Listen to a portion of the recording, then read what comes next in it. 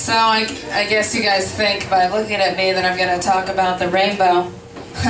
Gay flag. You'd be wrong. You'd be wrong. I'm not going to talk about that. I'm actually talking about the ambiguity of color and how it applies to me in my life. I guess, and mostly how it applies to dating.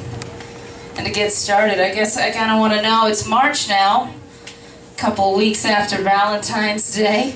Was anybody else in the same position I was, in that you were like counting down the days until you could break up with somebody? Anybody else? I saw a nod. Okay. Yeah, you're like sitting across from them at dinner, like, you better enjoy this Chipotle burrito.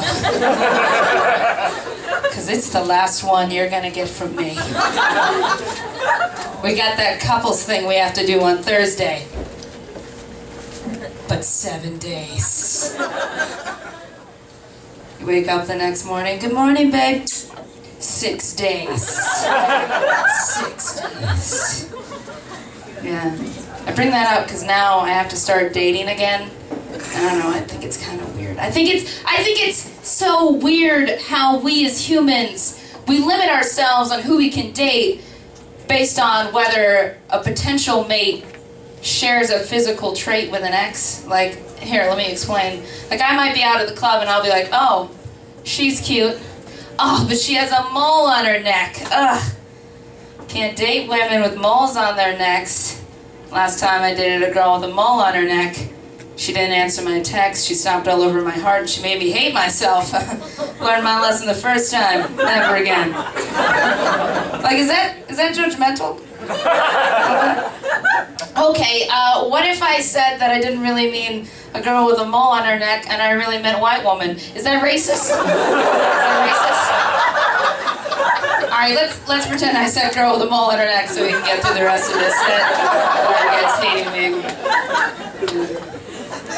No, I was actually out a couple weeks ago, like a couple weekends ago, and this white woman came up to me and she was like, oh my gosh, you're so cute. You look like the black version of my ex-girlfriend. I know, yeah, yeah. That's right. That's the right reaction for somebody who's not as hot as this girl was. So I just pretended that she said, I fucked you in the dark before. That's what... And I was thinking about it, I was like, what? Wow, I'm the black version of your ex-girlfriend. Wow, your ex-girlfriend must have been like really white. Wow, like wait till you meet the blacker version of me. She's so cool, she can really dance and she's got longer fingers.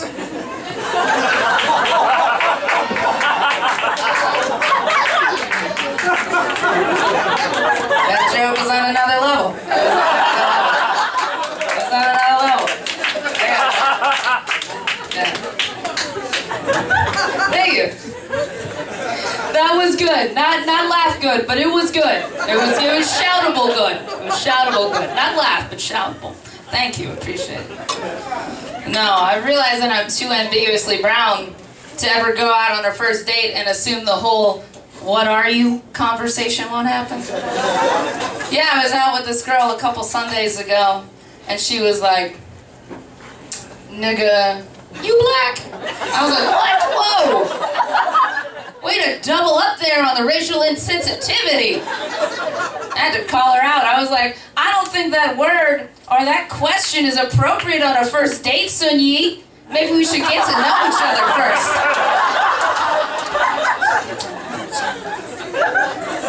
Yeah, I called my friend up after the date to debrief, you know, butch girl talk. And she was like, how'd the date go? I said, oh, it was okay.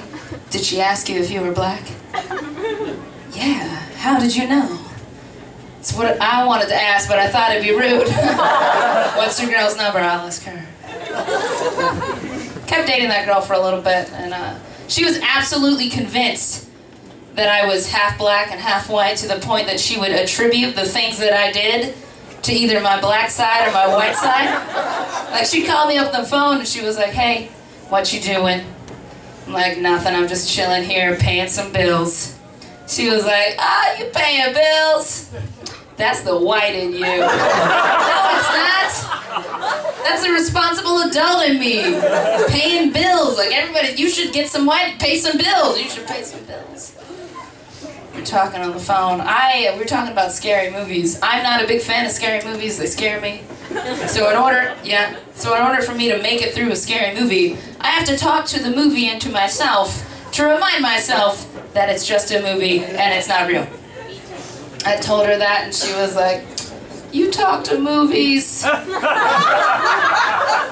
That's the black in you. Like, no, it's not. It's my personality. And you need to stop calling me Sunyi. You need to stop calling me. No. The thing about being light-skinned is that you don't fit in with white people. You don't fit in with black people, right?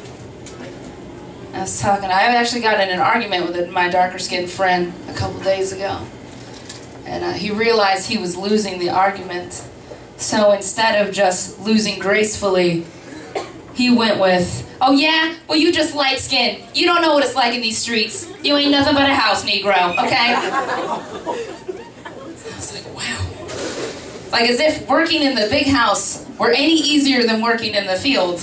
Like, if you don't know, I'm about to break down for you a day in the life of a house slave, okay? Goes like this.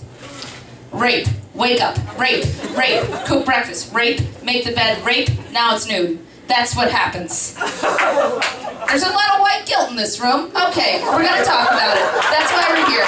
It's the color show, we're gonna talk about it. It's alright, you could have laughed. It's a funny joke. You could have laughed. It's alright.